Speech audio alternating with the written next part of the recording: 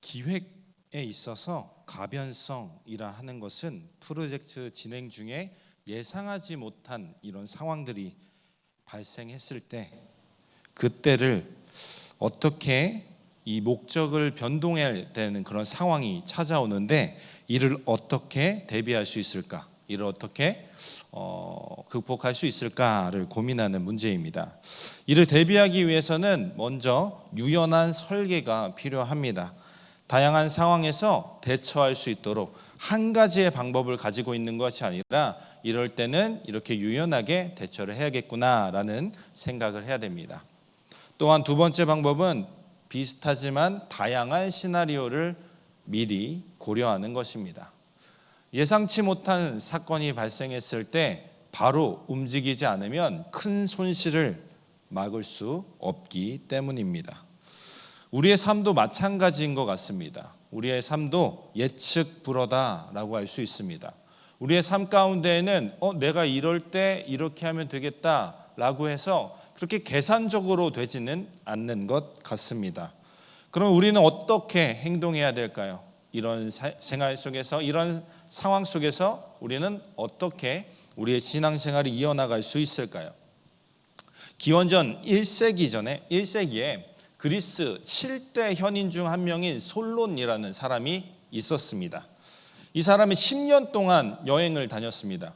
10년 동안 여행을 다니면 진짜 좋았겠다라는 생각이 들겠지만 이 솔론이라는 사람은 한 가지 질문을 갖고 있었어요. 삶에 대한 질문을 계속 갖고 있었습니다.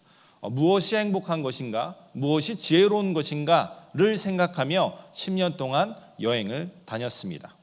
이 솔론이 사르테이스라는 곳에 방문했는데 이곳은 어디냐면 튀르키예의 서부 넓은 영토를 갖고 있는 리디아 왕국의 수도입니다.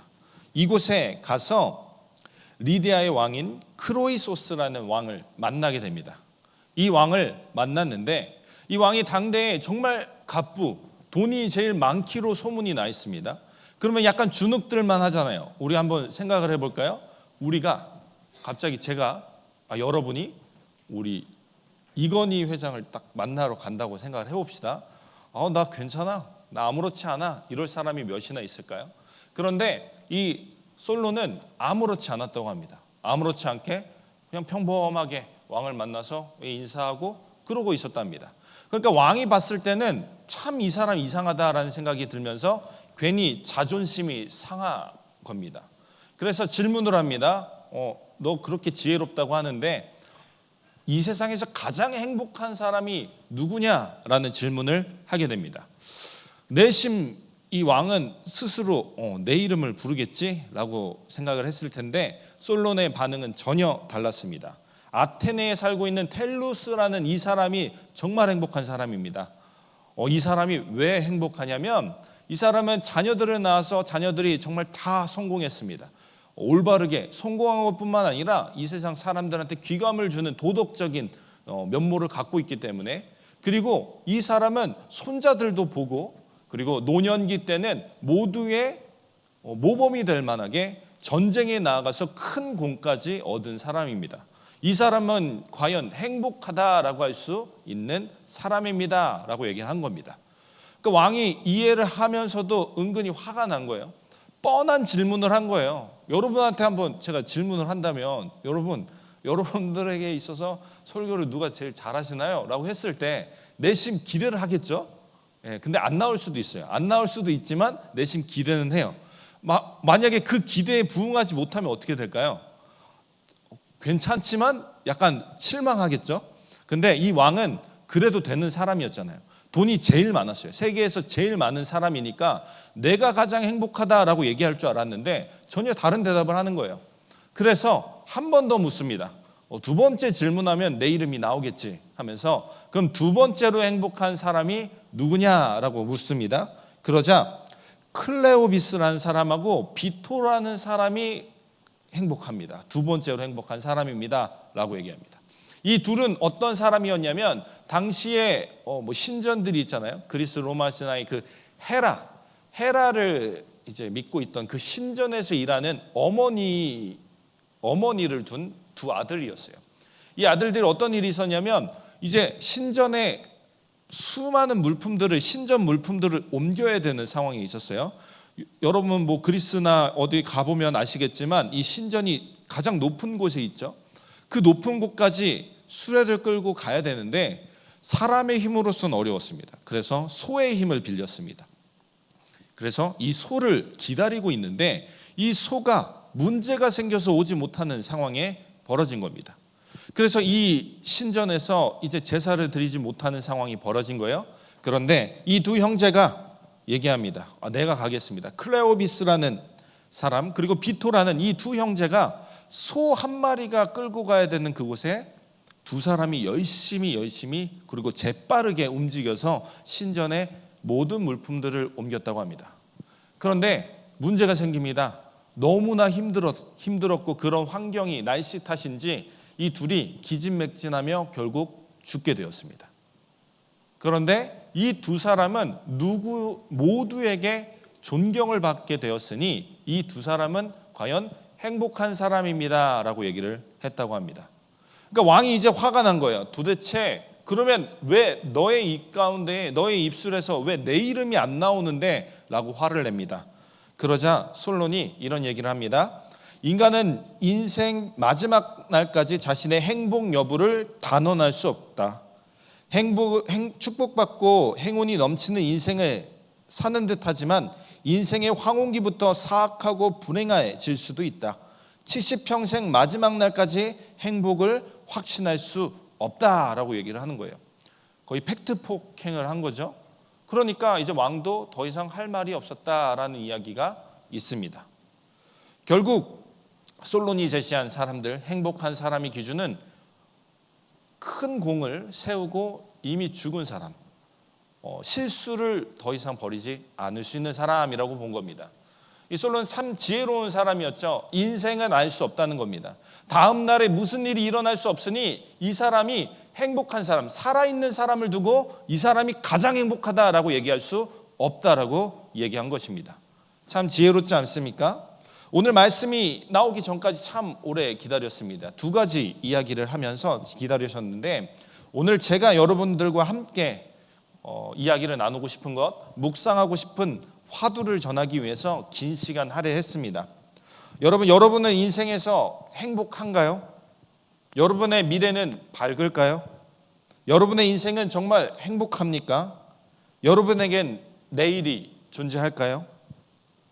언제 무슨 일이 일어나도 우리는 정말 자연스러운 일이다라고 할 수 있는 불확실한 미래를 살고 있는 우리 인간입니다. 지금 현재는 최고 부자일 수는 있으나 내일 모든 것을 다 잃게 될 수도 있고 건강을 잃게 될 수도 있다라는 말입니다.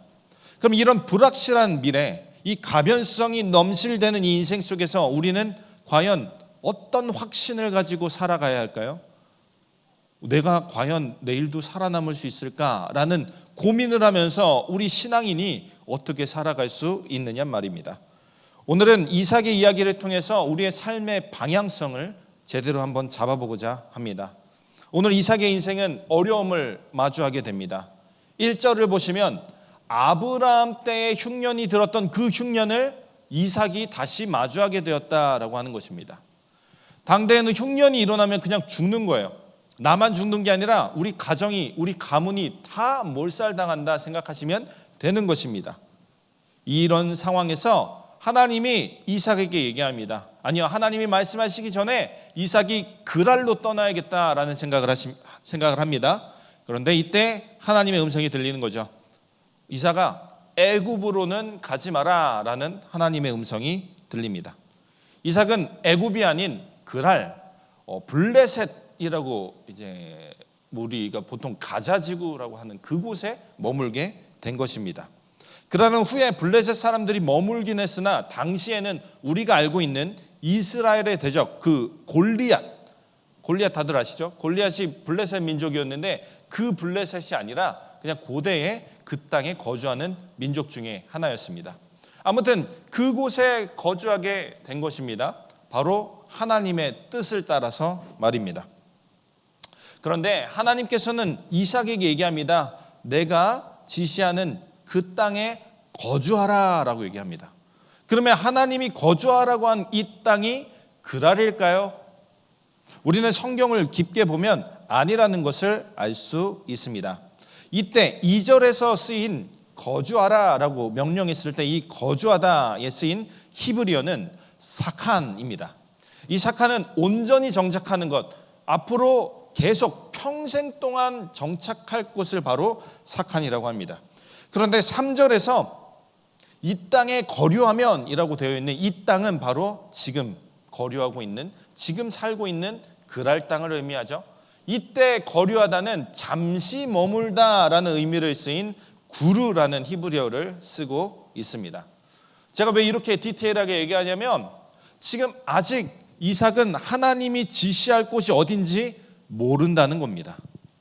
그랄이 그 땅일까 생각했는데 아직 아니라는 것을 이삭은 알고 있었어요. 그런데 일단 그랄에 머물게 된 것입니다. 왜 그럴까요? 아직 명확하게 하나님의 어디로 가라고 말씀하지 않았지만 애굽으로 가지 마라라는 이 메시지를 알고 있었기 때문입니다. 이삭뿐만 아니라 아브라함도 같은 상황에 있었어요. 내가 지시할 땅으로 가라라고 했습니다. 명확하지 않은 하나님의 비전이죠. 하지만 명확한 비전이 그 속에 있었습니다. 무엇인가요? 그곳, 너가 살고 있는 그 땅에서 떠나라라고 말씀하셨습니다.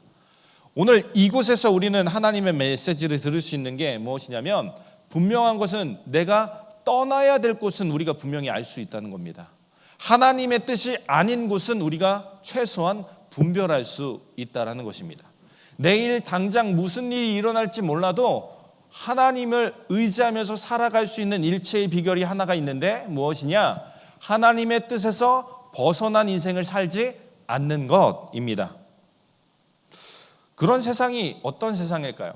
하나님은 아브라함한테 왜 너가 살고 있는 그 땅에서 하란에서 떠나라라고 말씀하셨나요? 우리가 지난 2주 동안 이제 살펴보았듯이 그 땅은 우상이 만연한 곳이었습니다. 우상이 만연하고 욕망이 가득한 곳이었죠. 내가 갖고 싶으면 옆 사람 걸 뺏어가면 됩니다. 몰래 뺏어가면 되는 것입니다. 법의 테두리 안에서 내가 살고 싶은 대로 살 수 있는 곳이 바로 이 하란 땅이었습니다. 그렇게 살아가면 되는 그 땅에서 하나님이 떠나라라고 하신 것입니다. 욕망이 들끓는 그곳에서 떠나라고 말씀하신 겁니다. 하나님의 뜻은 그 욕망에 있지 않다고 말씀하신 것입니다. 그렇습니다. 하나님이 원하지 않는 그 인생은 욕망을 가지고 사는 삶, 그리고 내가 한번 평안하게 살아보겠다는 그 마음이다라고 할 수 있겠습니다. 그렇다면 먼저 평안하게 살아보겠다, 나 그냥 평범하게 살아볼래 라는 이 감정, 이 욕망이 왜 나쁜 것입니까? 우리는 당장 내일도 예측할 수 없다라고 얘기를 했습니다. 내일 내가 일어났을 때 눈을 뜨고 걸어 다닌다는 것, 평안하게 살아가겠다는 것 사실 전혀 알 수 없는 것입니다. 저도 그런 때가 있었습니다. 아내가 임신을 하고 나서 그 다음에 생각나는 그 고민들이 무엇이냐면 이 아이가 건강하게 태어날 수 있을까입니다. 그냥 결혼도 안 하고 그냥 혼자 있을 때는 그런 생각조차 안 해봤어요. 누가 출산을 했다 하면은 뭐 출산했나 보다 이런 생각을 했습니다. 뭐 손가락 발가락을 다 세봤다는데 뭐 굳이 그럴 필요 있나, 그냥 당연한 거 아니야? 라고 생각을 했는데 실제로 제 문제가 되니까 좀 다르더라고요. 하루하루 기도하지 않고는 살아갈 수가 없더라고요. 그래서 기형아 검사라는 것을 요즘 합니다. 기형아 검사를 딱 했는데도 불구하고 뭐 몇 %의 가능성으로 기형아가 될 수 있다 막 이렇게 얘기를 하니까 뭔가 또 불안한 거예요. 이 검사지를 받고도 뭔가 해결되지 않는 그런 불안감이 계속해서 생기더라고요. 그럼 아이가 태어나서는 또 어떨까요? 얘가 말을 지금 해야 되는 거 아닌가? 라는 생각을 막 생각하면서 이가 왜 이렇게 안 나지? 라는 생각을 하면서 뒤처지는 거 아니야? 수많은 고민 가운데 이제 처하게 되더라고요. 이런 사소한 문제뿐만 아니라 우리의 내일 인생은 어떻게 될까? 우리는 알 수 없습니다. 우리가 평안하고자 하는 그 욕망이 때로는 우리의 집착을 만들어내게 됩니다. 그럼 그 집착이 어떻게 될까요? 평안하지 않으면 불안하게 됩니다. 내가 지금 하고 있는 일이 잘하고 있는 일인가? 늘 불안에 취한 그런 상태에 머물게 된다는 것입니다. 그렇기 때문에 우리가 평안하려고 하는 그 사소한 마음조차도 우리는 경계해야 된다라고 할 수 있겠습니다. 그렇다면 욕망을 채우는 것은 도대체 문제가 무엇이냐? 우리의 욕망이 채워질 수 없다라는 게 문제입니다. 우물가의 여인을 기억하시나요? 요한복음에 나온 그 우물가의 여인은 항상 목이 말랐습니다. 진짜 목이 마르면 물을 마시면 되죠. 물을 마시면 되는데 그 인생에서 해결되지 않는 욕망이 계속 있는 거예요. 결국 이 여인은 몇 번이나 결혼했을까요? 5번. 그 이상을 했을지도 모릅니다. 그러면서 지금 있는 그 남편도 너의 남편이 아니다라고 꿰뚫는 예수님의 그 가르침, 말씀을 보면 아직까지도 만족하지 못하고 있구나라는 것을 알 수 있습니다. 이 여인은 계속해서 불만을 가지고 있었던 것입니다. 나의 인생에 이것만 해결하면 되겠는데, 이것만 해결하면 되겠는데 하면서 수많은 남편들을 만난 것입니다. 당시에는 여인으로서 가장 이제 인생에서 역전할 수 있는 방법이 결혼 외에는 없었겠죠. 그래서 수많은 사람들, 갖고 있는 모든 사람들을 다 결혼을 했음에도 불구하고 그 욕망을 채울 수 없었습니다. 그러나 이 여인이 모든 욕망이 채워짐을 얻었으니 이제 더 이상 물을 마시지 않는 상태가 되었으니 그것이 무엇입니까? 바로 예수님, 이 복음을 듣게 되고 풍성해졌다.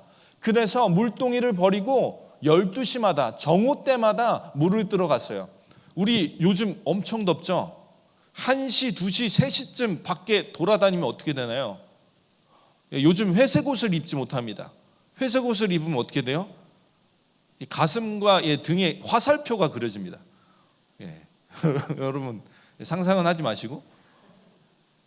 그런데 1시에서부터 3시까지는 너무 덥잖아요. 진짜 덥잖아요. 그때마다 물을 들어간 거예요. 왜 그랬을까요? 사람이 다니지 않는 그때 뭔가 불안함이 있었습니다. 불편함이 있었습니다. 그런데 이렇게 사람들 앞에서 떳떳한 인생을 살아갈 수 없는 이 여인이 떳떳하게 사람들한테 나가서 물동이를 버리고 사람들한테 나가서 이 복음을 전하기 시작한 것입니다. 이 복음은 우리의 인생을 풍성하게 만듭니다. 하나님께서 나의 인생을 책임져 주신다는 그 강한 확신이 우리를 걱정, 근심 없도록 만들어주기 때문입니다. 우리는 내일 생각할 필요가 없어졌습니다. 오늘 당장, 오늘 우리가 하나님이 하지 말라고 한 그 메시지를 듣기만 한다면 하나님께서 채워주신다는 것을 믿으시기 바랍니다. 그리고 이렇게 이삭이 하나님의 뜻을 받아들입니다. 그래서 애굽이라는 땅은 더 큰 땅이었어요. 곡식이 더 많은 땅이었어요. 가뭄이면 이왕이면 더 부자인 동네로 가고 싶어 할 거 아니에요? 그런데 그러지 않고 그랄에 머물렀어요. 그러면 이삭은 지금 현재까지 참 잘한 거죠. 하나님의 뜻 가운데 있잖아요. 그럼 하나님의 뜻 가운데 있는 이 이삭의 인생에 어려움이 찾아오지 않아야 되는 것 아닙니까? 그런데 이 이삭의 인생에 어려움이 찾아옵니다. 사실은 따지고 보면 이삭의 책임일 수도 있습니다. 어떤 문제인가요? 아버지처럼 똑같은 실수를 한 거예요. 자신의 아내 리브가를 나의 아내입니다 라고 그 땅 사람들한테 소개한 것이 아니라 누이입니다 라고 소개를 한 거예요. 사람들은 이제 이 리브가의 모습을 보면서 저 여인과 결혼하고 싶다라는 생각도 할 거 아닙니까? 그런 생각을 하도록 이 이삭이 내버려 둔 것입니다. 그래서 이 최악의 실수를 저지르고 나서 이 이삭에게는 공경에 빠지게 됩니다. 그 땅의 왕이었던 아비멜렉이 묻습니다. 야, 너 누이라면서 그렇게 부부만이 할 수 있는 행동들을 너희가 어떻게 그렇게 서슴없이 하고 있니? 라고 묻는 거예요. 그러자 이삭이 이제 이실직고를 합니다. 사실상 우리가 여러분들이 시기할까 봐, 우리 아내가 정말 예뻐요. 예뻐서 정말 여러분들이 시기할까 봐, 나를 죽일까 봐 나는 그게 두려워서 누이라고 속였습니다 라고 했습니다. 그런데 이게 맞는 말일까요? 사람들이 시기해서 이삭을 죽일 정도였냔 말입니다. 성경을 보면 그렇지 않은 것 같습니다. 6절에 보시면 6절에 보면 이제 그랄에 거주했다라는 얘기가 써 있고 8절에 보시면 거기에 오래 거주하였다라고 되어 있습니다. 오래 거주했다는 것은 오래 거주한 후에 나중에 아비멜렉이 책망하는 장면이 나오니까 지금 이 책망받는 이 시기까지는 시간이 참 오래 걸렸다는 거예요. 오랜 시간 동안 이삭은 평안하게 살았다는 겁니다. 이 평안하게 살았던 이 이삭의 인생을 비추어 봤을 때 쓸데없는 고민이었다라는 것을 우리는 생각해 볼 수 있습니다. 오늘 말씀을 통해 얻을 수 있는 두 번째는 우리 삶에 원인 모른 두려움이 있다는 사실입니다. 이삭한테는 하나님의 뜻을 나는 잘 지키고 있어. 그러면 하나님 나 지켜주시겠지라는 마음과 동시에 왠지 모를 두려움이 계속 있었다는 겁니다. 우리의 인생과 비슷하지 않나요? 난 하나님 믿어. 난 하나님 믿고 이렇게 찬양도 열심히 하고 예배도 열심히 나와. 그런데 왠지 모를 우리에게 두려움이 있지 않냔 말입니다. 이삭은 어려서부터 아버지가 자신을 희생제사로 죽이려고 하는 그 아버지를 봤습니다. 그런데 이때 100세 된 노인이 100세 넘은 노인이 칼을 쥐고 아들을 죽이려고 했습니다. 아들은 소년이었습니다. 아무리 중딩이라고 한번 생각을 해봅시다. 그 중딩이 힘이 없겠습니까? 100세 아버지를 이제 밀칠. 근데 이삭은 믿음을 가졌던 거예요. 그 어린 시절에서도 하나님의 뜻이 있을 거라는 그런 믿음을 가지고 있었습니다. 아버지에 대한 믿음이 있었습니다. 그렇게 큰 믿음, 큰 경험을 했던 이삭임에도 불구하고 그렇게 신앙생활을 정말 잘하고 있다라고 하는 그 이삭임에도 불구하고 두려움이 있다는 겁니까? 없다는 겁니까? 지금 두려워하고 있다는 것입니다. 그런데 그렇게 두려워할 때조차도 하나님의 도우심이 임했습니다. 하나님께서 도우셔서 아비멜렉을 통해서 도우심을 허락합니다. 이제 사실대로 다 얘기했어요. 거짓말했던 걸 다 이제 들통났어요. 이제 아비멜렉이 이걸로 이제 책 잡고 너 우리 땅에서 살 너희 자격 없어. 우리 사람들이 어떤 사람인지 알고 그런 짓을 한다는 거야 하면서 쫓아낼 수도 있고 추방할 수도 있었으나 오히려 반전이 일어납니다. 아비멜렉이 얘기하는 거예요. 이 이삭과 리브가를 건드리는 사람은 내가 추방할 거야. 오히려 반대로 얘기한 거예요. 이들을 건드리지 마라고 아비멜렉이 보호를 했다는 것입니다. 이 부분에서는 하나님의 은혜가 분명히 있다라고 저는 확신합니다. 이방인이었던 이 아비멜렉이 도무지 이해할 수 없는 행동을 했기 때문입니다. 우리의 인생 가운데에도 두려움이 있습니다. 두려움이 있을 때조차도 하나님께서는 우리를 도우실까요? 돕지 않으실까요? 우리를 도우신다는 이 사실을 믿으시기 바랍니다. 혹시라도 믿지 못해서 이삭처럼 실수할 수 있습니다. 거짓말을 하면서 거짓을 얘기하면서 사람들한테 잘 보이려고 할 수 있습니다. 그런데 그 거짓으로 인해서 내가 공경에 빠질 위험에 처할 수도 있습니다. 그런데 그 순간조차도 하나님께서는 우리를 도와주신다는 그 사실을 우리는 믿고 의지하며 나아가야 합니다. 우리는 늘 타협합니다. 이 정도 선에서 이 정도 선이면 괜찮아. 이 정도 신앙이면 하나님도 인정할 거야 라고 하면서 우리는 타협을 합니다. 이 타협하는 인생을 살아가는 우리에게는 왠지 모를 두려움이 계속 엄습하게 될 겁니다. 이삭이 그랬을 거예요. 그 아래 그냥 머물 때는 하나님의 뜻이니까 하나님의 뜻대로 난 살고 있으니까 하나님이 하지 말라는 거 내가 안 하고 있으니까 나는 하나님 편에 속해 있으니까 나는 괜찮아. 그런데 불안함, 원인 모를 불안함이 한번 심겨진 거예요. 이 불안한 이 두려움은 처음엔 작았어요. 그러나 리브가를 속이면서 누이로 속이면서 이 두려움이 점점 커집니다. 리브가를 누군가가 뺏어가면 어떡하지? 나를 죽이면 어떡하지? 라는 고민에서 이제 이 거짓말이 들통나면 어떡하지라는 두려움이 또 생겨난 거예요. 우리가 타협하면 타협할수록 우리에게 들어오는 것은 바로 이 두려움이라는 감정이라는 사실을 기억하시기 바랍니다. 그런데 그런 순간조차도 하나님께서는 여러분들의 인생을 살펴보고 계신다는 것을 분명히 기억했으면 좋겠습니다. 그런데 오늘 말씀을 묵상하며 강조하고 싶은 것이 이 다음 이야기입니다.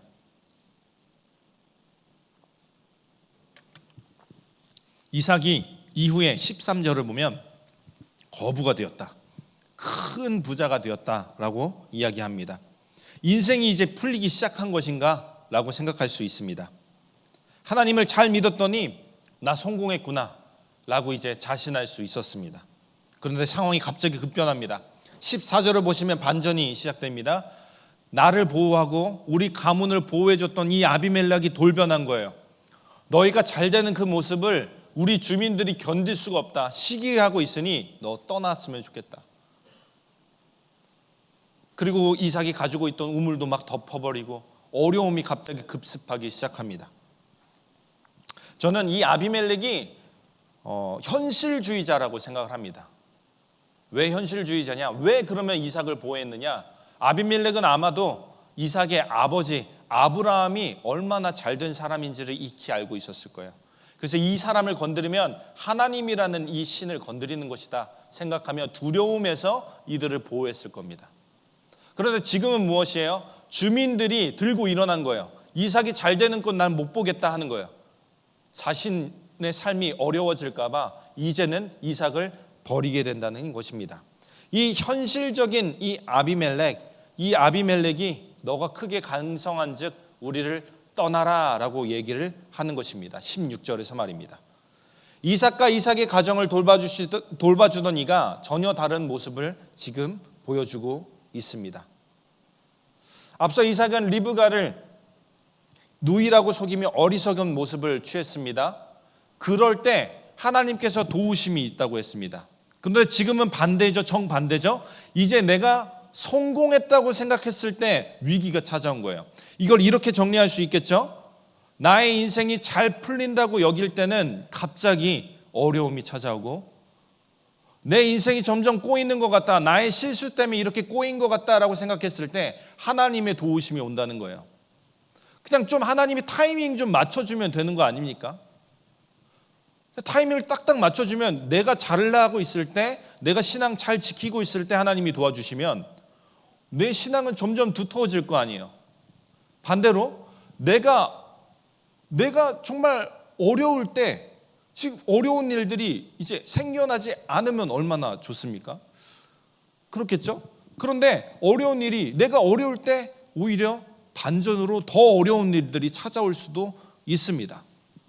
도대체 하나님께서는 왜 이러는 걸까요? 왜 하필 이때 이 타이밍에 이런 일들을 우리에게 버리는 것일까라는 생각이 들기도 합니다. 그리고 우리 마음 가운데는 억울함도 있습니다. 어떤 억울함이 있냐면 시편 37편 5절에서 9절 말씀을 보시면 한번 읽어보겠습니다. 우리 시편 37편 5절에서 9절의 말씀을 한번 같이 읽어보겠습니다. 시작. 내 길을 여호와께 맡기라. 그를 의지하면 그가 이루시고 내 의를 빛같이 나타내시며 내 공의를 정오의 빛같이 하시리로다. 여호와 앞에서 잠잠하고 참고 기다리라. 자기 길이 형통하며 악한 꾀를 이루는 자 때문에 불평하지 말지어다. 분을 그치고 노를 버리며 불평하지 말라. 도리어 악을 만들 뿐이라. 진실로 악을 행하는 자는 끊어질 것이나 여호와를 소망하는 자들은 땅을 차지하리로다. 좀 뭔가 의인은 잘 된다는 이야기고 악인은 잘 안 풀린다는 이야기라는 걸 여러분들 아시겠죠? 그런데 이 기도를 하는 이유가 뭡니까? 상황은 좀 반대라는 거예요. 악인들은 흥왕하고 있고 잘 되고 있고 잘 살고 있고 믿는 나만 이렇게 힘들게 살고 있다. 그런데 이를 믿음으로 고백한 거예요. 다윗이 반대로 악인들은 성공할 것이고 악인들은 망할 것이고 의롭게 사는 나는 하나님께서 들어 사용해 주실 것이야. 정오의 빛같이 나의 인생을 만들어 줄 거야 라고 하는 겁니다. 그런데 이 믿음까지, 이 신앙 고백까지 오기가 참으로 어려워요. 왜냐하면 내가 어렵거든요. 내 삶이 정말 궁핍하거든요. 왜 이렇게 일이 꼬이지? 라는 생각이 계속해서 듭니다. 그런데 우리 신앙인은 이런 다윗의 고백을 하기 시작할 때 인생의 반전을 누릴 수 있습니다. 이것이 무슨 말이냐면 이런 고백을 할지라도 1년, 2년, 5년 안에 인생이 바뀌지 않을 수도 있어요. 그러나 하나님에 대한 그 확신을 가지고 이런 삶을 살아갈 때 정말 이 일이 내 눈앞에서 일어나는 것을 목도할 수 있게 됩니다. 끝까지 이 신앙을 갖고 하나님이 지켜보시는, 하나님께서 바라보시는 그 인생이 될 수 있다라는 것입니다. 이삭은 다시 없을, 이 세상에 다시 없을 위인이 됐고요. 아브라함도 마찬가지고, 지금 이 시편을 쓴 다윗도 이스라엘 백성들, 유대인들이 칭송하는, 아직까지도 칭송하는 위인이 되었습니다. 어떻게 이런 인생이 되었습니까?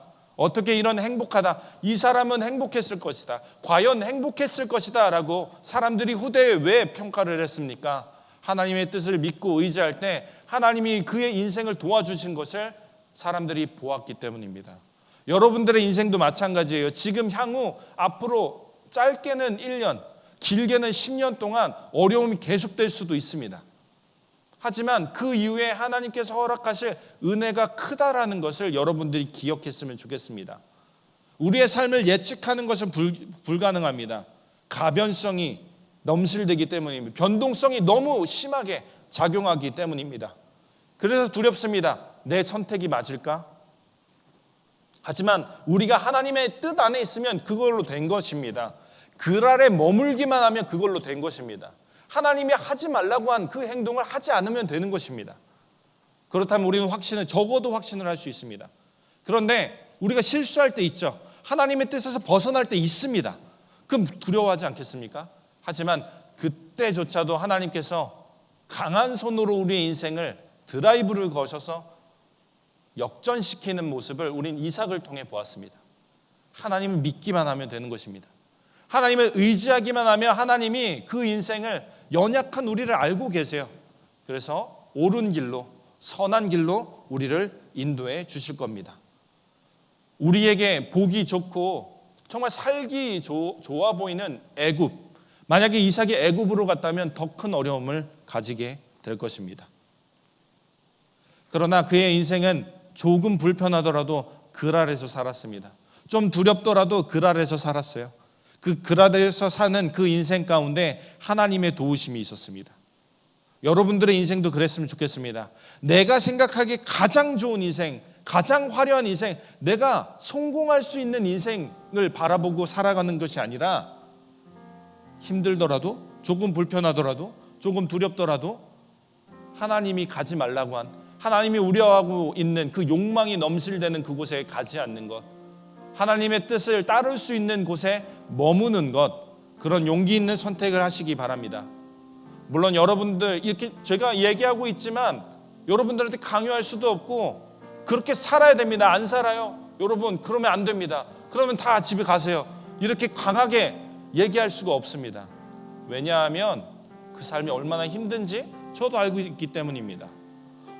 저도 이렇게 막 강하게 하나님 믿으세요, 하나님 믿으세요 라고 하고 있는 이 저조차도 저에게 얘기하고 있는 거이기도 합니다. 지금 형사가 뭐 다른 거 보고 있어? 하나님을 믿어, 하나님을 믿어, 하나님이 너 도와줄 거야 라고 저는 스스로에게 가스라이팅을 계속하고 있습니다.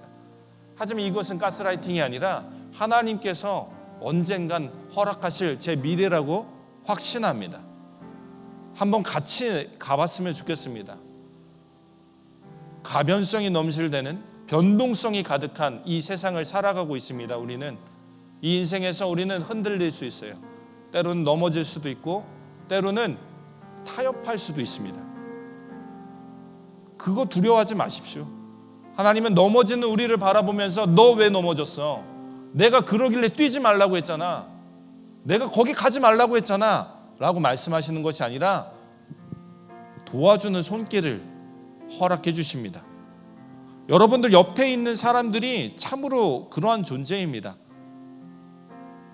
심지어는 아비멜렉 같이 계산적인 사람도 그 사람을 통해서 여러분들의 인생을 도와주시려고 하신 분이 하나님이라는 이 사실을 기억하시기 바랍니다.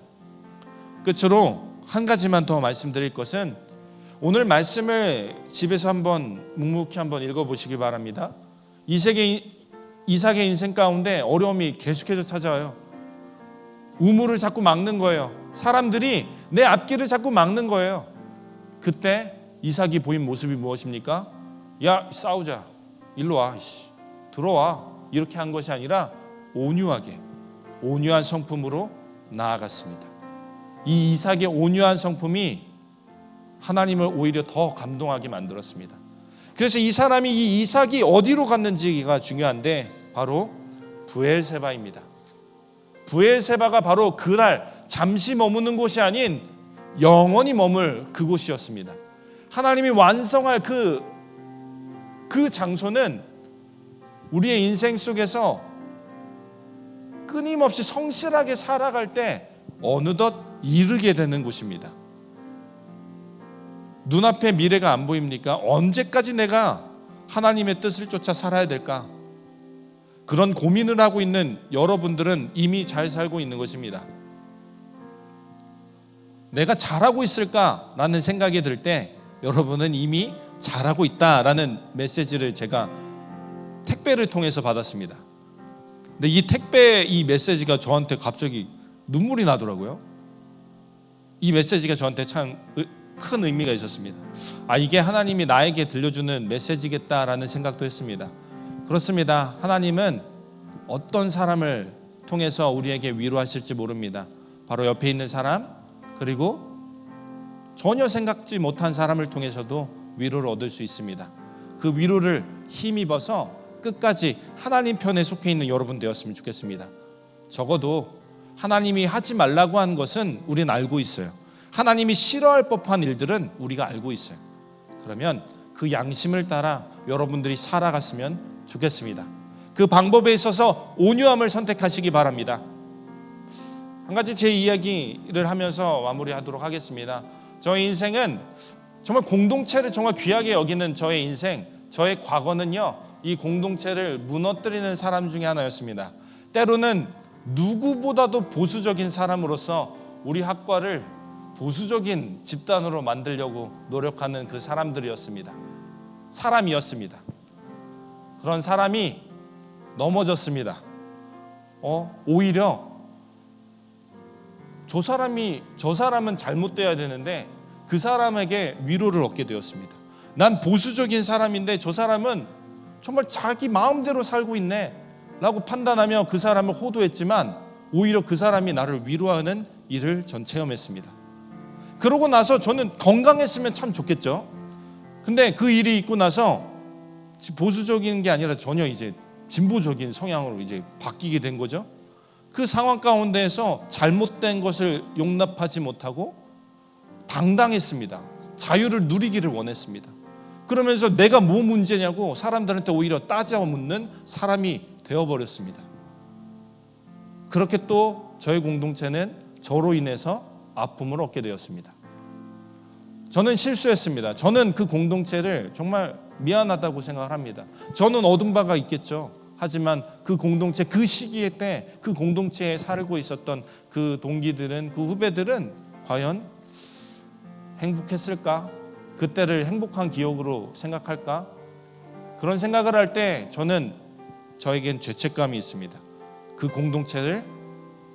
공동체를 망가뜨렸던 나의 인생이 있기 때문에 이제 내가 마주한 공동체는 정말 아름답게 만들어가고 싶다, 기도해야겠다라는 생각을 가지고 있었습니다. 그 방법이 오늘 이삭의 모습, 그 온유한 성품이라는 것을 알았습니다. 모두가 맞아요. 모두의 신앙, 그 양태, 생각들 맞아요, 옳아요. 하지만 그 모습이 과격해지는 순간, 공동체를 생각하지 않는 순간 이 공동체는 무너질 수밖에 없습니다. 여러분들이 공동체를 생각하고 이 이삭의 온유함을 가진 채로 내일 당장 무슨 일이 일어날지 모르는 이 인생 가운데에서 이 공동체를 의지하여 나아갈 수 있는 여러분들 되었으면 좋겠습니다. 혼자로서는 불가능합니다. 우리가 같이 함께 나아갈 때 우리는 그 어려운 일을 해낼 수 있습니다. 이 공동체의 힘 가지고 여러분들이 앞으로도 이삭처럼 하나님의 뜻에서 벗어나지 않는 인생 살았으면 좋겠습니다. 하나님께서 허락하신 그 풍성함 안에 거하시는 여러분들이 되었으면 좋겠습니다. 그런 인생은 모든 상황 속에서 하나님을 찬양할 때, 하나님을 예배하는 그런 여러분들의 모습을 통해 이루어지게 된다는 그 첫걸음이라는 것을 기억하시기 바랍니다. 하나님이 도우지 않으면 우리는 넘어질 수밖에 없기 때문입니다. 그래서 이 생각을 가지고 이 시간 모든 상황 속에서라는 찬양을 함께 찬양해 보려고 합니다. 이 찬양의 가사를 보시면 모든 상황 속에서 주님을 찬양합니다. 주는 너의 큰 상급이다. 나의 큰 상급, 나의 큰 도움이다 라고 고백하고 있습니다. 이 찬양을 보면서 저는 이 찬양을 쓴 사람을 알지 못합니다. 왜 이런 찬양을 썼는지도 모르겠습니다. 하지만 이 사람이 지금 당장 그 큰 도움을 얻고 있을까라고 생각했을 때 정반대일 거다라고 생각을 합니다. 다윗처럼 말입니다. 인생 가운데 어려움을 마주했을 때 과거의 하나님의 은혜를 기억한 것입니다. 그래서 이 어려움 또한 하나님을 의지하면 넘어갈 수 있다라는 믿음으로 고백한 것 같습니다. 적어도 그런 마음으로 이 시간 이 찬양을 한번 고백해 봤으면 좋겠습니다. 모든 상황 속에서 주님을 찬양하겠습니다. 주의 영을 구하겠습니다. 주의 얼굴을 보게 하여 주시옵소서. 주님의 확신을 내게 허락하여 주시옵소서 라는 마음으로 이 시간 이 찬양 함께 고백하도록 하겠습니다.